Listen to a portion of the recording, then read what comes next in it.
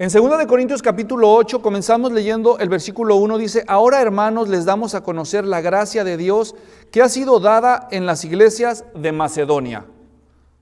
Aquí, a modo de introducción, les quiero poner un poco de contexto. Aquí hay 4 grupos, hay 4 participantes en la historia de hoy. En primer lugar, aquí tenemos a los corintios, que son los que reciben estas palabras.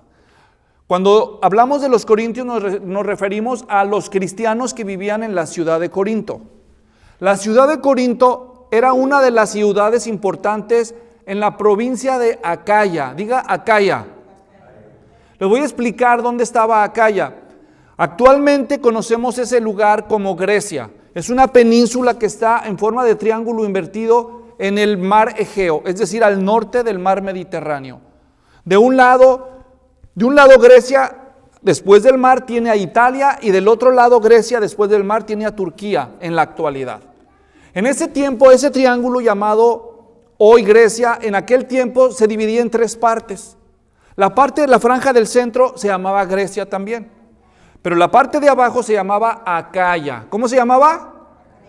Y allí había varias ciudades importantes, y 2 de ellas eran Corinto y Cencrea, que son mencionadas en el Nuevo Testamento, visitadas por el apóstol Pablo. Ahí se plantó una iglesia, la iglesia en Corinto. En la parte superior de ese triángulo se llamaba Macedonia. Diga Macedonia. Y allí también había varias iglesias plantadas por el apóstol Pablo. Una de ellas era la iglesia que estaba en Filipos, la ciudad de Filipos. Otra la iglesia que estaba en la ciudad de Tesalónica. Otra la iglesia que estaba en la ciudad de Berea. Entonces, hoy en día eso todo se llama Grecia, pero en aquel tiempo tenía diferentes nombres. Entonces, por un lado tenemos a los corintios que están recibiendo esta carta. Por otro lado, Pablo menciona a los de Macedonia, los de arriba del mapa. ¿Está claro?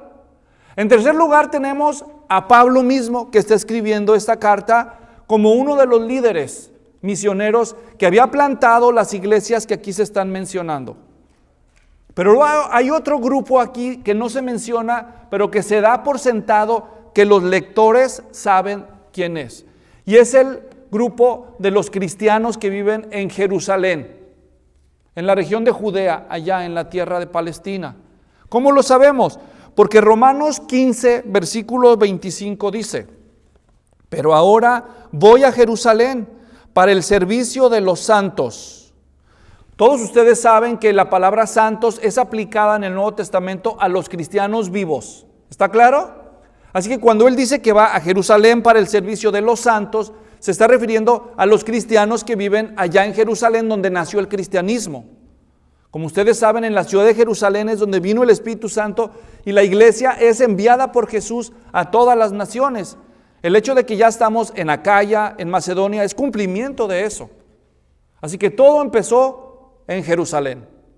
Pero Jerusalén, la zona que está en Judea, la ciudad de Jerusalén es una de las ciudades que estaba en Judea, pasaba por muchas hambres y necesidades materiales, y los cristianos sufrieron escasez como el resto de toda la gente. Así que esa noticia de la hambre que pasaban los hermanos en Jerusalén fue transmitida a Pablo y a Bernabé en una de sus visitas con Pedro, Juan y Jacobo.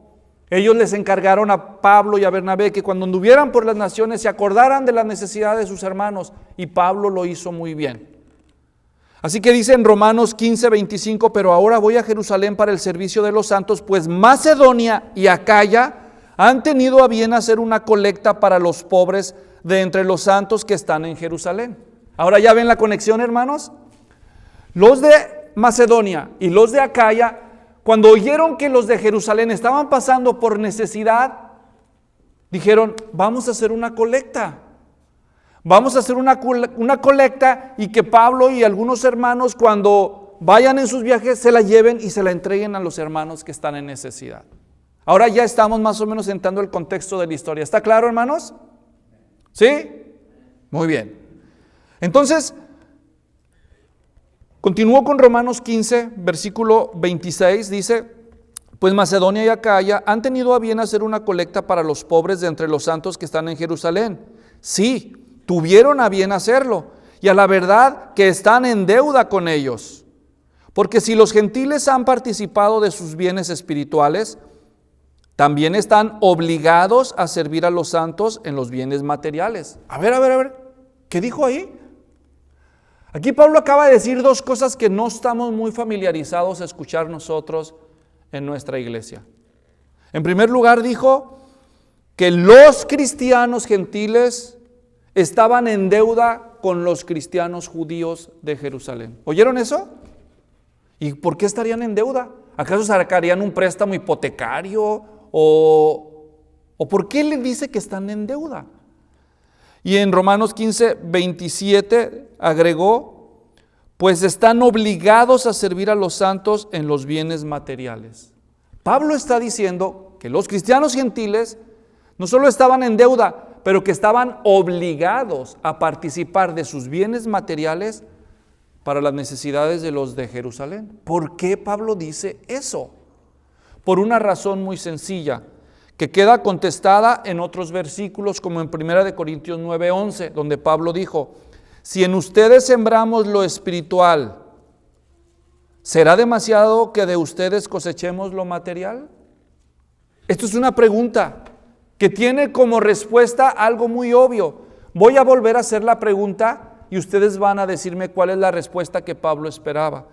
Pablo pregunta en 1 Corintios 9:11. ¿A quién le está preguntando? A los corintios otra vez. Le está preguntando, si en ustedes sembramos lo espiritual, ¿será demasiado que de ustedes cosechemos lo material? ¿Cuál es la respuesta que espera? No. Pablo, que era judío, está diciendo, de los judíos ha venido el evangelio para ustedes. Todos los apóstoles eran judíos. Todos salieron a predicar el evangelio. Y otros líderes que también no eran apóstoles, pero eran judíos como Bernabé. Y predicaron el evangelio, lo espiritual. Y él está diciendo, no es nada raro que ustedes participen en lo material. En Gálatas 6:6 también él dijo, al que se le enseña la palabra, que comparta toda cosa buena con el que le enseña. Así que cuando los cristianos de Acaya y de Macedonia oyeron que los de Judea estaban pasando por necesidades materiales, ellos dijeron, pues vamos a hacer una colecta, una ofrenda. Y los primeritos de todas las iglesias que estaban ahí regadas, de todas las que se enteraron, la primera iglesia que dijo, hey, vamos a hacer una ofrenda. Cuando escucharon la noticia, la primera iglesia que dio el paso al frente dijo, nosotros tenemos que hacer algo por nuestros hermanos. Vamos a hacer una colecta. Fue la iglesia de Corinto. Vamos a 2 de Corintios 8, por favor. 2 de Corintios 8, versículo 10. ¿Sí? ¿Es el 10 o estoy confundido? A ver. Dice, doy mi opinión en este asunto, porque esto les conviene a ustedes, que fueron los primeros en comenzar hace un año, no solo a hacer esto, sino también a desear hacerlo. ¿De qué está hablando? De la colecta que se estaba levantando para los que estaban en necesidad en Judea. Así que la primera iglesia que dijo, vamos a hacer una colecta, sí, hay que ayudar a nuestros hermanos, fueron los de Corinto. ¿Lo vieron, hermanos, en el texto? ¿Sí lo vieron? Hello, ¿hay alguien ahí? ¿Sí? Bueno. Dice que ustedes fueron los primeros en comenzar. Así que los de Corintios dijeron, sí, hermanos, vamos a colectar una. Todos se emocionaron cuando oyeron la noticia, vamos a ayudar. Pero ¿qué creen? Pasó algo. Cuando los de Corinto dijeron, vamos a ayudar, y empezaron a enterarse los otros, los de Filipos, los de Tesalónica, también se entusiasmaron y dijeron, sí, nosotros también vamos a ayudar también nosotros. Y se entusiasmaron tanto los de Macedonia, que colectaron una ofrenda tremenda, hermanos. Una ofrenda extraordinaria que Pablo describe con 5 calificativos bien interesantes. Los de Macedonia se organizaron e hicieron una colecta que Pablo describe, si ustedes están ahí en el texto de 2 de Corintios 8 conmigo, de 5 maneras. En primer lugar, Pablo la describe la ofrenda de los macedonios como sacrificial. En el versículo 2 dice, en el 1 al final dice, la gracia de Dios que ha sido dada en las iglesias de Macedonia, pues en medio de una gran prueba de aflicción, abundó su gozo y su profunda pobreza sobreabundó en la riqueza de su liberalidad. Los de Macedonia, hermanos, a pesar de estar pasando por una gran tribulación y una profunda pobreza, colectaron tremenda ofrenda. Fueron muy generosos. O sea que la generosidad de los macedonios fue en primer lugar sacrificial. Sacrificial. Porque ellos estaban pasando por una profunda pobreza. Hermanos, ¿ustedes saben cuál es la razón número uno por la cual muchos que dicen ser cristianos no dan ofrendas? ¿Saben cuál es? Porque no les alcanza, porque nos dicen que no tienen. Porque se sienten pobres. Yo todavía no conozco a un rico que se sienta suficientemente rico. Porque siempre hay alguien más rico que él, ¿no es cierto? Por ahí un cuento antiguo que dicen que un hombre estaba pasando una gran necesidad y se puso a orar a Dios. Dios mío, ayúdame, ayúdame Dios, dame los $10,000 que necesito para salir de este apuro. Y estaba orando cuando llegó otro a un lado y empezó a orar y le decía a Dios, Dios mío, ten misericordia de mí, ayúdame con los $500 que necesito para salir de esta emergencia. Y el otro quería concentrarse, Señor, y el otro, 500, Señor, 500, y se desespera, entonces saca la billetera y saca $500 de su cartera y se los da y le dice, ya, déjalo, no me lo estés distrayendo. Hermano, siempre va a haber alguien que tiene una gran necesidad. Él se consideraba muy pobre, ¿verdad? Pero tenía 500 para darle al otro. O sea que desde el punto de vista del otro, él hubiera sido considerado, ¿qué? Rico. ¿No es cierto? ¿Qué creen que pasó con los corintios, hermanos, con el paso del tiempo? Cuando oyeron la noticia de que había necesidad, dijeron, sí, hay que colectar una ofrenda. Fueron los primeros, dice Pablo. Pero cuando los de Macedonia colectaron su ofrenda, y ya se acercaba el turno de ir a levantarla, Pablo les dice a todos, ya voy a mandar al hermano que todos designaron para ese ministerio, al hermano Tito, así que alisten la ofrenda para cuando llegue. Y que le llega un reporte a Pablo, hermanos. Oye Pablo, ¿qué crees? ¿Qué? ¿Te acuerdas de los de Corinto? Sí. Que iban a dar una ofrenda y que estaban bien entusiasmados, sí. ¿Qué crees? Que es que ya no, dicen algunos que no pueden, porque están muy pobres. Dicen, ¿cómo? Sí. Y entonces escribe esta carta, él para decirles, con que muy pobres, ¿no? Les voy a contar qué es ser pobre. Y les cuenta, y él les va a dar el ejemplo en primer lugar de la iglesia de Macedonia. Esos sí de verdad eran pobres. Pero su ofrenda fue sacrificial. Hermanos, hay gente que de veras es pobre y es muy generosa. Ofrenda sacrificialmente mientras otros dan de lo que les sobra. Jesús habló de eso, ¿no es cierto? En una iglesia donde nosotros nos congregábamos había un hermano que se llamaba el hermano Ángel. El hermano Ángel, ¿te acuerdas, Esther, del hermano Ángel? El hermano Ángel no pudo ir a la escuela, así que era analfabeta.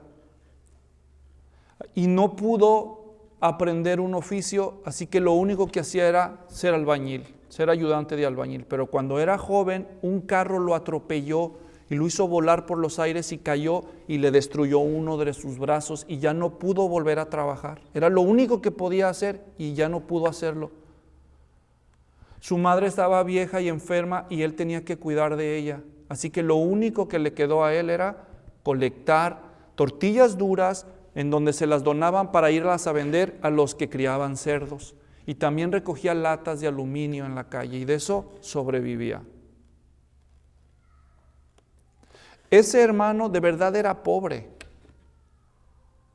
y muchas veces aprovechaba en sus andanzas por la calle colectando latas para visitar a alguno de los hermanos. A veces visitaba a la gente sin avisar y muchas veces yo fui testigo de cuando él visitaba a la gente, casi nunca llegaba con las manos vacías, casi siempre llegaba con algo para dar. Uno de verdad se sorprendía, decía uno, pero yo estoy para darle a él. Pero él llegaba, cuando no llegaba con un kilo de jitomates, llegaba con algo y les daba. No sé si a ustedes les pasó eso. pero varias veces lo hizo con varias familias. De su profunda pobreza, él daba sacrificialmente, como los macedonios. Hay gente que no da nada, hermanos, a la causa de Cristo, pero hay otros que dan de lo que les sobra, y solo algunos dan sacrificialmente, como los macedonios. Los macedonios no solo dieron sacrificialmente, sino que también daban gozosamente. En el versículo 2 dice, en medio de una gran prueba de aflicción, antes de decir abundó su ofrenda, dice, abundó su gozo. Porque mientras mucha gente no da nada, los que sí dan, hay dos formas de dar. Hay unos que dan así, ¿verdad?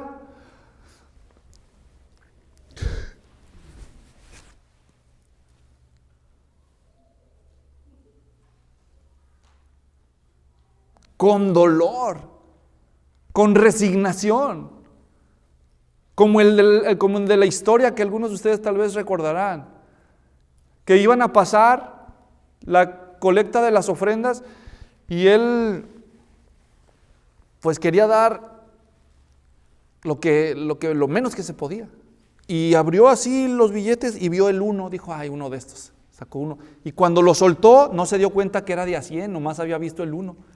Pero era muy tarde, porque ya cuando lo soltó ya era demasiado tarde. Dijo, ya no pudo meter la mano de regreso. Dijo, ahorita voy a ir a pedir el cambio. Le dolió, hermanos. Le dolió dar. Y fue al final al cuartito donde contaban las ofrendas y les dijo, ¿qué creen? Me equivoqué, quería dar de uno y di uno de a 100. Y antes que le dieran chance de pedir el resto, le dijeron, no se preocupe, Dios ve el corazón, se lo cuenta por uno, que le vaya bien. Él lo que quería era el cambio, ¿verdad? Hermanos, estos cristianos de Macedonia daban con gozo, con alegría. ¿Por qué daban con gozo? Más adelante lo vamos a ver. Porque lo daban considerándolo un privilegio. Pero antes de eso también dice el versículo 2 al final, que de su profunda pobreza sobreabundó, no solo abundó, pero dice que sobreabundó en la riqueza de su liberalidad. La palabra liberalidad es sinónimo de generosidad. Generosidad. Ellos daban, dice, generosamente como si dieran una riqueza, sobreabundó. Ellos eran abundantes al dar. Ellos se esforzaban por dar todo lo que podían. Así que daban sacrificialmente, gozosamente, abundantemente, y daban considerándolo espontáneamente. Versículo 3. Porque yo testifico que según sus posibilidades y aún más allá de sus posibilidades, dieron de su propia voluntad. Así que de ellos daban espontáneamente, no daban porque los obligaban. Aunque era su deber, como leemos en Romanos 15, Pablo ya dijo, porque es deber. Estamos obligados a ayudar, dice a los que nos han dado espiritualmente. Pero Pablo no tenía que acordarles a ellos de esa obligación, porque de ellos nacía espontáneamente, voluntariamente. Hermanos, yo creo que muchos de nosotros hemos visto en la pseudo televisión cristiana cómo muchos hombres que dicen ser ministros del Evangelio se la pasan manipulando a la gente para sacarle todo lo que pueden. A ver, enséñenle 50, a ver los de a 100, a ver cuántos van a dar 1000. No se va a quedar atrás, ¿verdad? A ver. Y están así, motivando a la gente a dar más allá de lo correcto. Una vez yo estuve en una iglesia de esas, creo que les conté. Estaba en la Ciudad de México. En aquel tiempo, no sé si todavía usen ese lugar. Esa iglesia se reunía en el antiguo Teatro Silvia Pinal. Cientos de asientos, llenísima, y había fila. Creo que era un jueves, no me acuerdo qué día, pero era entre semana y había filas de gente para entrar. Y yo estaba haciendo una investigación acerca de las sectas. Y fui y me metí ahí. Andaba yo en una auditoría en una empresa que trabajaba yo, y fui y me metí. Y no les voy a decir el nombre de la iglesia, ustedes los van a tener que adivinar. ¿Ok? Sí, cierto, correcto, ¿no? Pague por sufrir. Digo, o algo por el estilo, ¿no? Hermanos, empezaron ellos a decir ¿cuántos vinieron por la bendición? A ver, y los que quieren la gran bendición, decían ellos, aquí van a encontrar el secreto de la bendición en este librito que tenemos aquí, pero por una ofrenda voluntaria de 1,000, así decían, descarados, usted puede tener una copia de los secretos de la bendición. A ver, ¿cuántos 1,000? Y ya pasaron todos los de 1,000. Tal vez usted no trae 1,000, pero trae 500. No le dieron el libro por 500. Dijeron, a los que no traen 1,000 le dan 500, le vamos a dar la cinta de Rahab. Esta cinta bendecida usted se la va a llevar a su casa y la va a poner abajo de la almohada del borracho de su marido y va a ver el milagro, se le va a conceder. Y su hijo marihuano lo va a poner abajo del calcetín ahí, que se lo ponga sin darse cuenta, y la bendición. Pura brujería disfrazada de cristianismo, hermanos. Y luego peinaron a los de 500 y luego siguieron los de a 100 y al final a los de 50 y al último los que no habían dado nada dijeron, y ahora sí, los que no, pues aunque sea, vamos a hacer una oración por ustedes, traigan algo, lo que sea ya. No dejaron títere con cabeza, hermanos. Se gastaron como 20 minutos haciendo esa colecta. Y ustedes se preguntaron, ¿cómo le hacen para salir y para crecer tanto y para pagar en la televisión comerciales? Pues ya saben de dónde. Y si tú ibas endemoniado y querías liberación, pues prepárate, mijito, tenías que donar tu camioneta, tu casa o lo que sea. ¿Y qué no hace la gente por ayuda? Hermanos, Pablo no era así. Los macedonios no tuvieron que pasar por una extorsión espiritual, voluntariamente daban. Y uno se pregunta, ¿por qué? ¿Cómo? Si eran tan pobres y estaban con tantas pruebas, ¿por qué los macedonios cristianos dieron así? Dieron sacrificialmente, gozosamente, abundantemente, voluntariamente. Lo dieron porque dice en el versículo 4, porque ellos consideraban que era un privilegio. Suplicándonos, dice el 4, con muchos ruegos, el privilegio de participar en el sostenimiento de los santos. Hermanos, para ellos dar ofrendas era un privilegio, no una obligación. ¿Por qué un cristiano consideraría ofrendar a la iglesia un privilegio? ¿Por qué?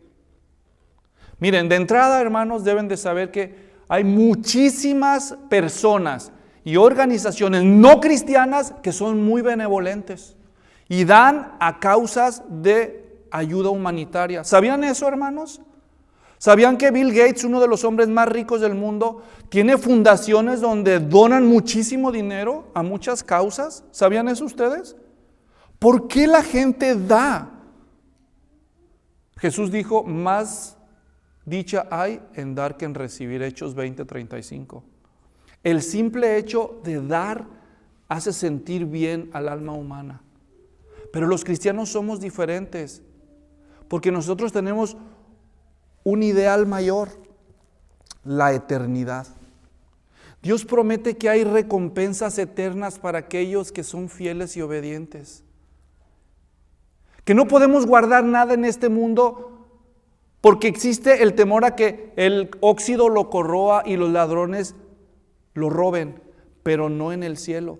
Así que todo lo que el cristiano da, no lo pierde, lo invierte en la eternidad. Por eso, cuando hay una oportunidad de dar, damos.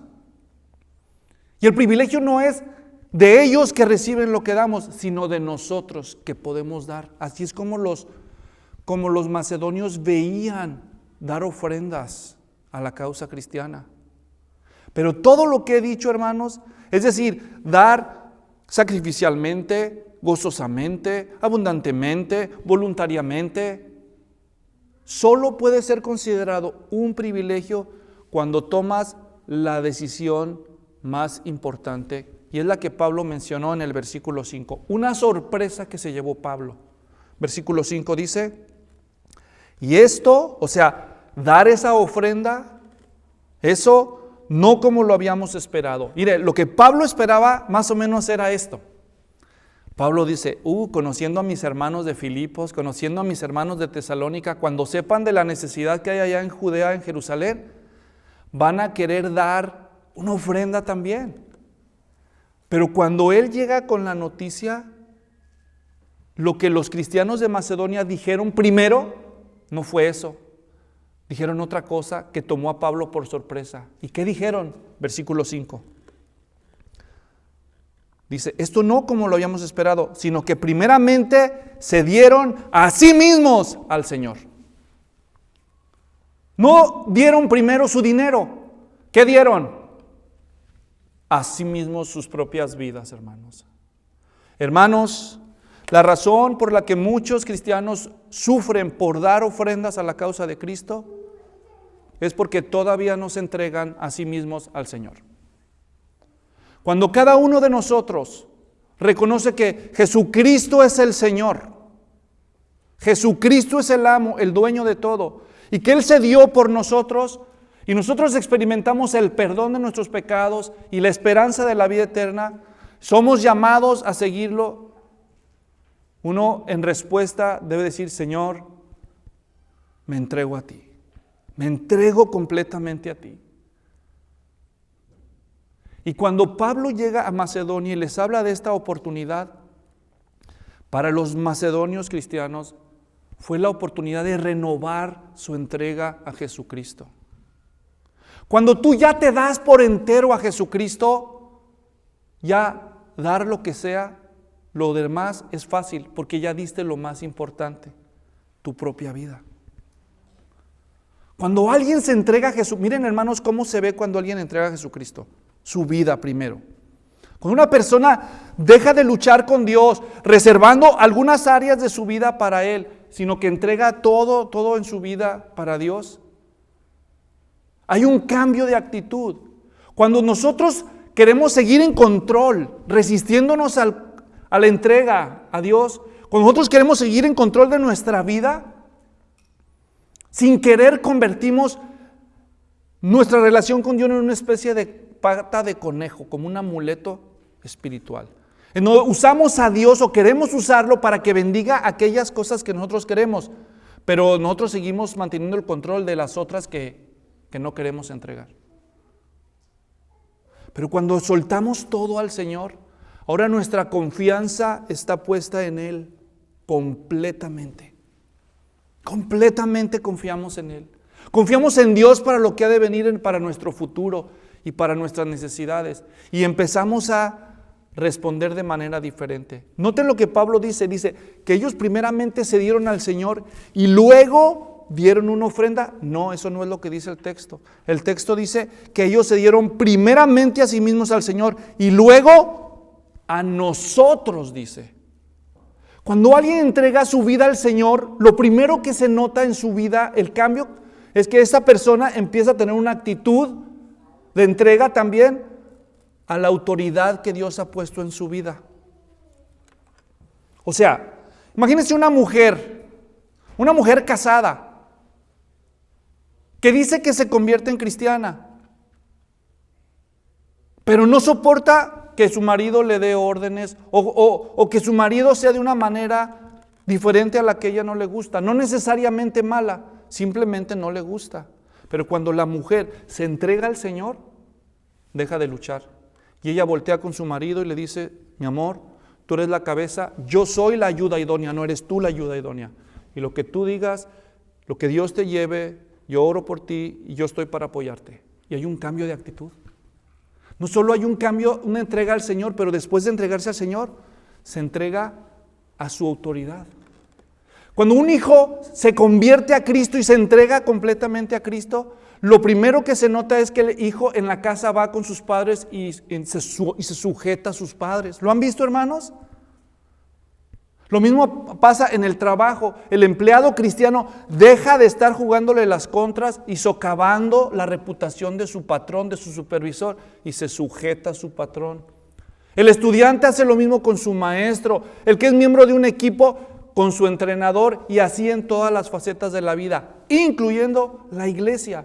Y los macedonios se dieron primeramente al Señor y después voltearon con Pablo y los otros líderes misioneros y dijeron, ¿qué están haciendo ellos? Están levantando una colecta. Hay que apoyar a nuestros líderes. Porque sabían que Pablo era un líder confiable, un líder de Dios. Hermanos, La primera raíz que germina la generosidad cristiana es nuestra entrega a Dios. Número uno. ¿Tú ya te entregaste al Señor? Cuando los cristianos no ofrendan a la causa de Cristo, el problema no es que son solamente tacaños. La Biblia dice en Colosenses 3:5 que la avaricia es idolatría y que la raíz de todos los males es el amor al dinero. Así que el problema número uno de los cristianos que no ofrendan a la causa de Cristo no es el dinero, es su corazón. Es su corazón dividido. Quieren una parte de Dios, pero quieren seguir en control. Pero cuando se rinde un cristiano, ya no se preocupa. Así que se libera y le pasa lo que a los macedonios. Da sacrificialmente, gozosamente, abundantemente. Da alegremente. Pero no solamente la generosidad cristiana se levanta sobre el fundamento de nuestra entrega a Dios. En segundo, nuestra generosidad depende también de nuestro sincero amor. Miren lo que dice el versículo 7. Dice: así como ustedes abundan, voy a leer desde el 6. En consecuencia, rogamos a Tito que como él ya había comenzado antes, así también llevara a cabo en ustedes esta obra de gracia. Fíjense qué interesante, hermanos. Pablo no dijo esta colecta, lo está llamando esta obra de gracia. ¿Notaron eso? Desde el principio él lo hizo así. En el versículo 1 decía: ahora, hermanos, les damos a conocer la colecta que ha sido dada en las iglesias de Macedonia. ¿Eso es lo que dice el versículo 1? Vayan al texto, por favor, de la Biblia. Quiero que abran sus Biblias y me acompañen en el versículo 1. Ahora, hermanos, les damos a conocer la ofrenda que ha sido dada en las iglesias de Macedonia. ¿Así dice el texto? ¿Qué dice? ¿La qué? La gracia de Dios. ¿Cómo llama Pablo a la ofrenda?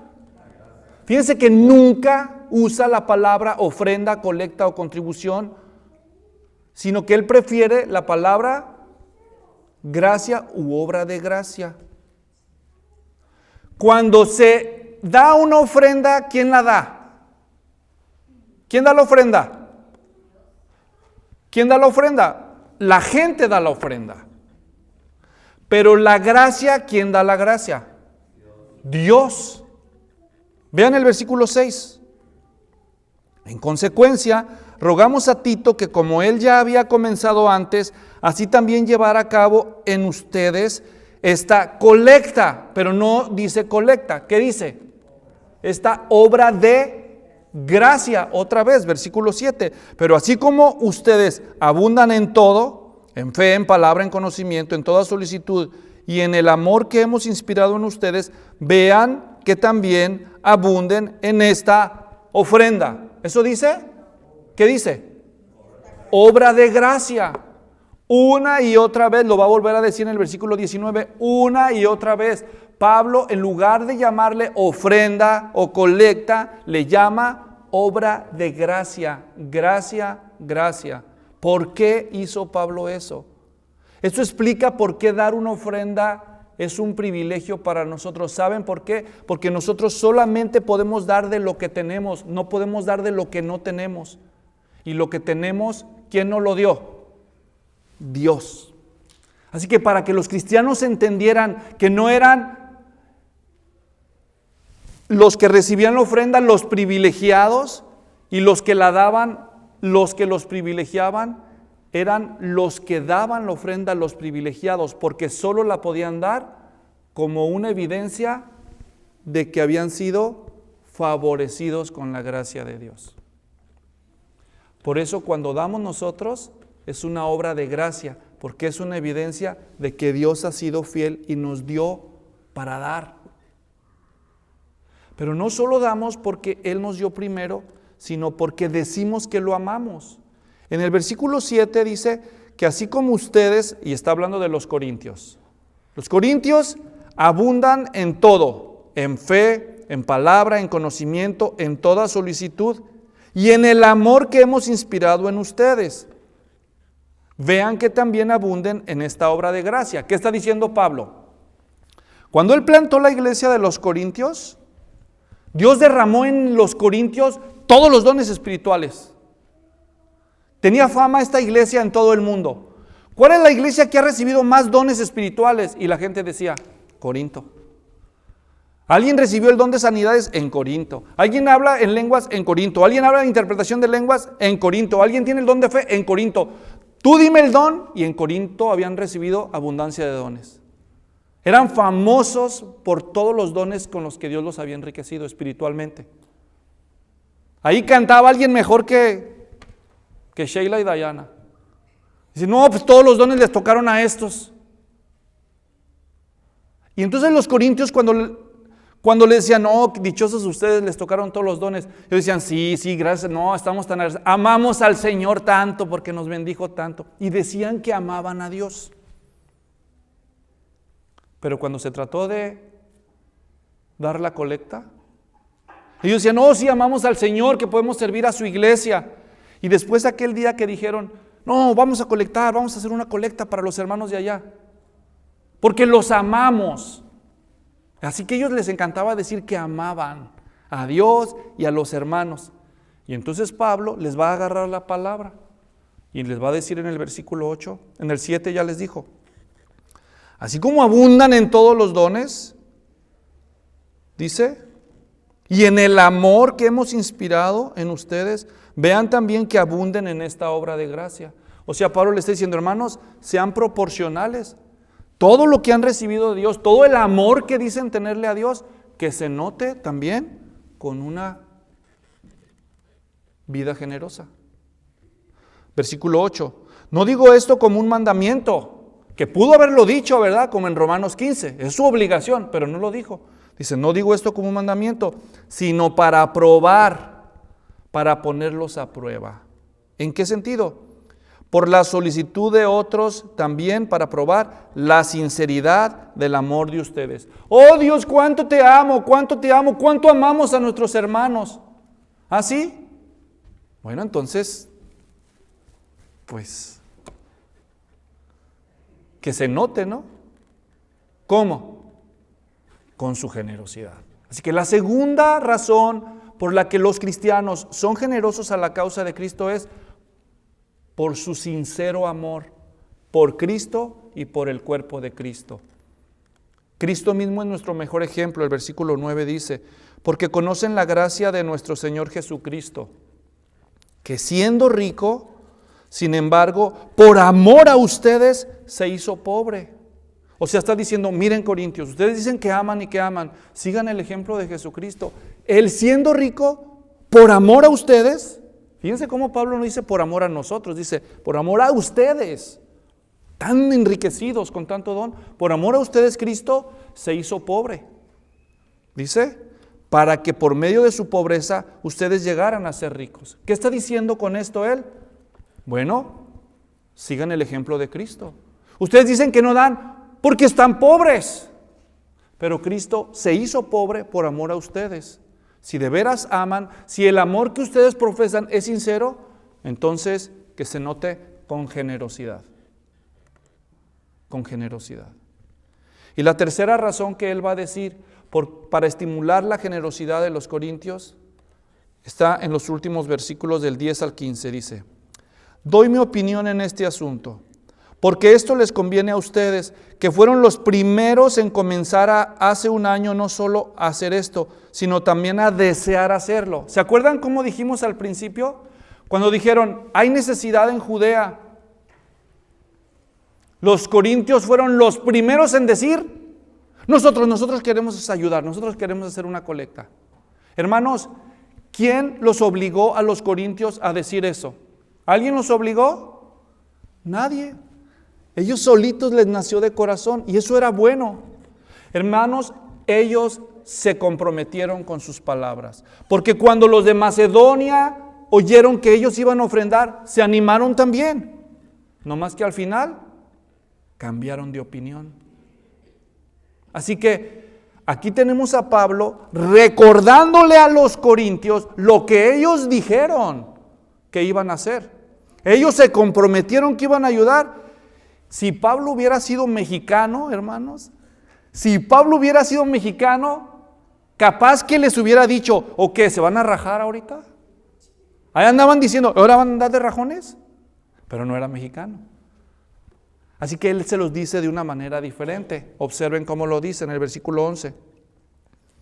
Desde el 10 dice, ustedes fueron los primeros en comenzar hace un año no solo hacer esto, sino también desear hacerlo. Ahora pues, 11, acaben también de hacerlo, para que como hubo la buena voluntad de desearlo, así también la haya para llevarlo a cabo según lo que tengan. O sea, les está diciendo, cumplan lo que dijeron. ¿Sabe cómo se le llama la virtud de cumplir con lo que uno se compromete? Se le llama fidelidad. Usted es un hombre o una mujer de palabra, porque usted hace lo que dice. Usted hace lo que dice. Usted dijo que iba a hacer eso y usted lo hace, porque usted es como Dios, su Padre, fiel. Ellos dijeron, no, sí vamos a ayudar, y a la hora de la hora dijeron, no, siempre no, es que nos estamos quedando pobres. No, nada más tenemos un carro para cada miembro de la familia. Y ni es del año. No, pues sí, bien pobres. Y le está diciendo Pablo, háganlo. 12. Si hay buena voluntad, se acepta según lo que se tiene, no según lo que no se tiene. Esto no es para holgura de otros y para aflicción de ustedes, sino para que haya igualdad. O sea, Pablo está diciendo, miren hermanos, ¿hay una necesidad allá? Sí, pero ahora ya no solo es la necesidad. Es el cuerpo de Cristo. Los de Macedonia están haciendo una ofrenda sacrificial, generosa, alegre, voluntaria. Ustedes dijeron que iban a hacer, fueron los primeros.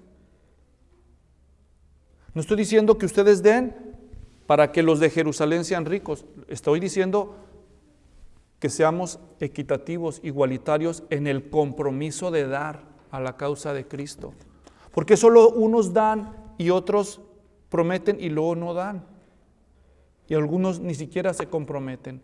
En el capítulo siguiente, hermanos, aquí en el capítulo 6, en el capítulo 9, pero en el versículo 6, escuche lo que dice. Dice,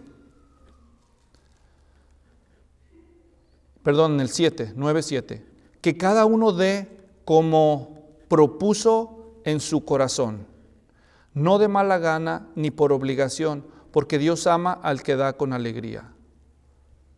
¿Sabe cuál fue la costumbre desde el Nuevo Testamento para los cristianos dar?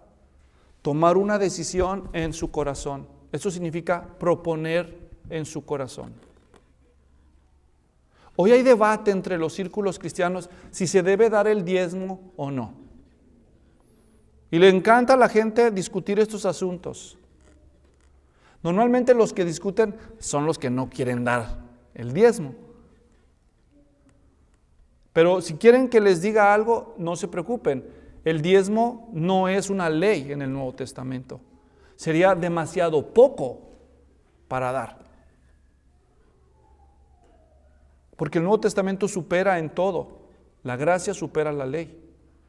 Yo les aseguro que nuestro Señor Jesucristo diezmaba y más que diezmar. Él lo dio todo. Él no quebró la ley, Él la cumplió. Y los apóstoles nunca pidieron el diezmo porque ellos dejan que la iglesia de su libertad dé lo que quiere dar. Pero lo que sí enseñaron los apóstoles es cada uno dé como propuso en su corazón. Así que yo pregunto a los que les gusta entrar a esos debates, muy bien, entonces si no es el 10%, tú dime con cuánto te comprometes, a cuánto te propones dar en tu corazón. Les voy a contar algo, hermanos. Hace más de 33 años que yo propuse en mi corazón, cuando menos, dar el 10% de mis ingresos a la causa de Cristo. Cuando menos el 10%, cuando menos el diezmo. Hace más de 33 años. por la gracia de Dios, hermanos, lo he cumplido, sin fallar. En una ocasión les voy a contar algo que nunca había contado. Me echaron injustamente de una iglesia.